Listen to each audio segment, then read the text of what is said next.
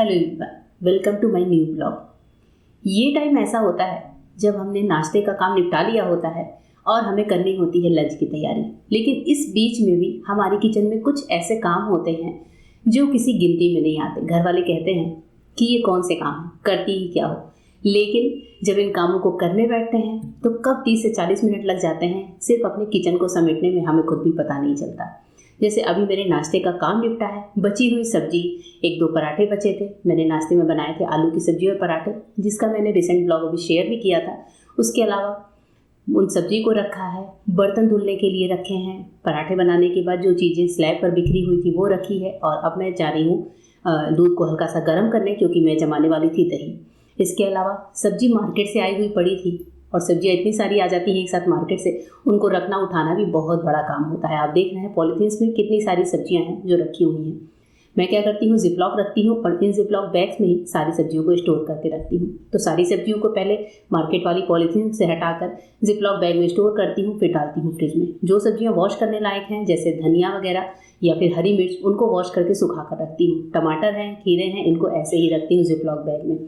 तो ये जो काम होता है ये काफ़ी ज़्यादा टाइम टेकिंग होता है, करते करते हमें पता भी नहीं चलता और 30 से 40 मिनट तो आमतौर पर निकल ही जाते हैं। क्योंकि मेरी किचन थोड़ी सी और बड़ी है तो पूरी स्लैब बिखरी सी रहती है। यहाँ देखिए बर्तनों का ढेर लगा हुआ है, नाश्ते के बर्तन हैं, सब्जी की कढ़ाई है, आलू उबाला था तो वो प्रेशर कुकर है, इसके अलावा चाय के बर्तन हैं। घर में आप कितनी भी काम वाली मेड लगा लो या फिर डिशवॉशर लगा लो, ये बर्तन तो आपको धुलने ही पड़ते हैं। जैसे मैंने भी घर में डिशवॉशर तो लगा कर रखा हुआ है, लेकिन कुछ बर्तन ऐसे होते हैं जिनको हम डिशवॉशर में नहीं दे सकते।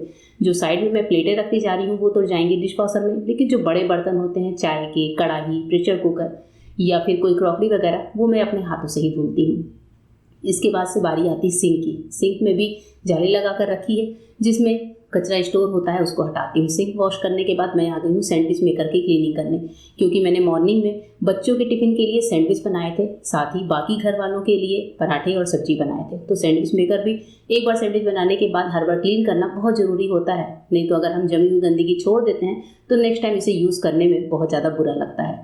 तो हर बार क्लीन करके रखना ज़रूरी होता है। इसको मैं डाल दूँगी डब्बे में और उसके बाद से इसको रख दूँगी अपनी जगह पर।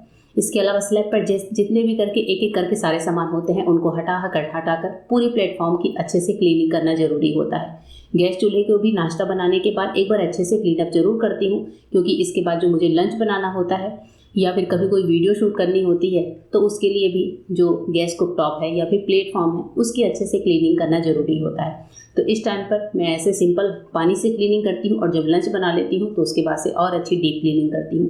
जहाँ पर बर्तन की टोकरी रखते हैं वहाँ पर आप देख रहे हैं पानी का दाग जम जाता है, टाइल्स वगैरह बहुत ज़्यादा गंदी हो जाती है, तो डेली इसको डिटर्जेंट से या फिर गर्म पानी डालकर क्लीन करना बहुत ज़रूरी होता है। पानी के दाग होते हैं वो प्लेटफॉर्म पे जम जाते हैं।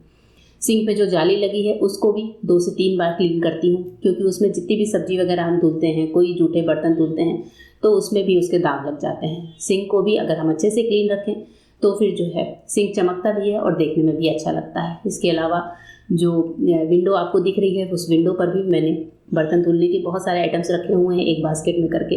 अब मैं धुल रही हूँ अपने जो डेली वाले कपड़े हैं, डस्टर वगैरह जिनसे मैंने क्लीनिंग की है, तो उनको मैं भिगाऊंगी गर्म पानी डिटर्जेंट में और इस ब्लॉग की एंडिंग यही करूँगी। तो ये मिनी सा छोटा सा ब्लॉग कैसा लगा जरूर बताइएगा। ये वो काम है जिनकी हम गिनती नहीं करते, पर काम तो बहुत सारे होते ही हैं। इसके बाद बनाऊँगी लंच। मिलती हूँ आपसे अपने नेक्स्ट ब्लॉग में। Good bye.